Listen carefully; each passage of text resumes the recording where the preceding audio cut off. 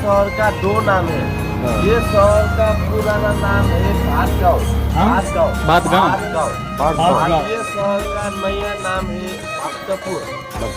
पुराना नाम भातगांव से सुना जाता है, नया नाम भक्तपुर।